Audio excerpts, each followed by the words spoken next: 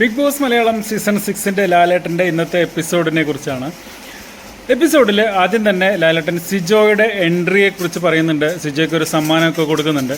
അതിനുശേഷം ഓരോ വ്യക്തികളോടും, അതായത് ഓരോ കണ്ടസ്റ്റൻസിനോടും സിജോയുടെ വരവിനെ കുറിച്ച് ചോദിക്കുന്നുണ്ട്. സിജോ വരുമ്പോൾ തന്നെ പറഞ്ഞത്, ഞാൻ ആദ്യം വന്നത് ഒരു തീപ്പൊരിയായിട്ടാണെങ്കിൽ ഈ റീ എൻട്രി വരുന്നത് കാട്ടുതീയായിട്ടാണ്, ഓരോരുത്തരെയും ഞാൻ ആ തീയിൽ ദഹിപ്പിക്കുമെന്നുള്ള രീതിയിൽ, അതായത് എന്നോട് മത്സരിക്കാൻ തയ്യാറുള്ളവർ വരൂ എന്നൊക്കെ വെല്ലുവിളിച്ചുകൊണ്ടാണ് സിജോ ഒരു റീ എൻട്രി നടത്തിയത്. അപ്പോൾ ഓരോരുത്തരും പറയുന്നുണ്ട്, അതായത് അൻസിബ, ജാസ്മിൻ, അങ്ങനെ ഓരോരുത്തരും പറയുന്നുണ്ട് ഇതുവരെ അങ്ങനെ ഒരു സംഭവം ഞങ്ങൾ കണ്ടിട്ടില്ല, അതായത് ഒരു കാട്ടുതീയാവുന്ന ഒരു സംഭവമൊന്നും ഞങ്ങൾ കണ്ടിട്ടില്ല, പക്ഷെ ആവുമായിരിക്കാം എന്ന് അവർ പറയുന്നുണ്ട്. പക്ഷേ നമ്മുടെ ജിൻഡോട് ചോദിക്കുന്നുണ്ട് ലാലേട്ടൻ, എന്താണ് സിജോയെക്കുറിച്ച് പറയാനുള്ളതെന്നുള്ളത്. അതിൽ ജിൻഡോ പറഞ്ഞ ഒരു കാര്യം, സിജോ അത് കേട്ട് തേഞ്ഞില്ലാണ്ടായിപ്പോയി എന്ന് തന്നെ പറയാം.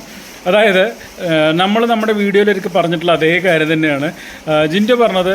എനിക്ക് കാട്ടുതീയായിട്ടും തോന്നിയിട്ടില്ല, എനിക്ക് തോന്നിയത് കത്തിച്ച് കളഞ്ഞ ഒരു തീപ്പെട്ടിക്കൊള്ളിയായിട്ടാണ് എന്നുള്ളതാണ്.